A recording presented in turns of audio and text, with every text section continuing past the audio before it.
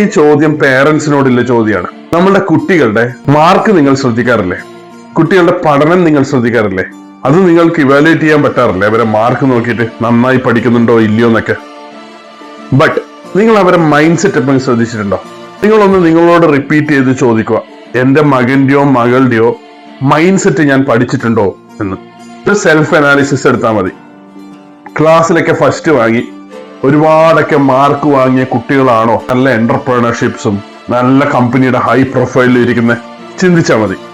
So എനിക്ക് പേരൻസിനോട് പറയാനുള്ള ഒരു കാര്യം, മത്സരിപ്പിച്ച് അവനെ എക്സാമില് ഫസ്റ്റ് റാങ്ക് വാങ്ങിപ്പിക്കുന്നതല്ല ഒരു കുട്ടികളുടെ ഭാവി. വിദ്യാഭ്യാസം മസ്റ്റാണ്.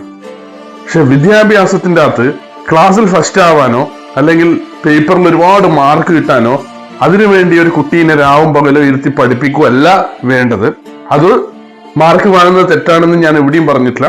ഇന്ന് മുതൽ നിങ്ങൾ ആ മാർക്ക് വാങ്ങിപ്പിക്കുന്ന അതേ ഇമ്പോർട്ടൻസ് എന്റെ കുട്ടി ഡിഗ്രി ഒക്കെ കഴിയുമ്പോഴത്തേക്ക് അവന്റെ മൈൻഡ് സെറ്റ് ആയിരിക്കണം എല്ലാരെക്കാളും കൂടുതൽ എന്നൊരു വിഷനില് നിങ്ങൾ നിങ്ങളെ കുട്ടീനെ ഒന്ന് ട്രീറ്റ് ചെയ്ത് നോക്ക്. 100% he will be successful.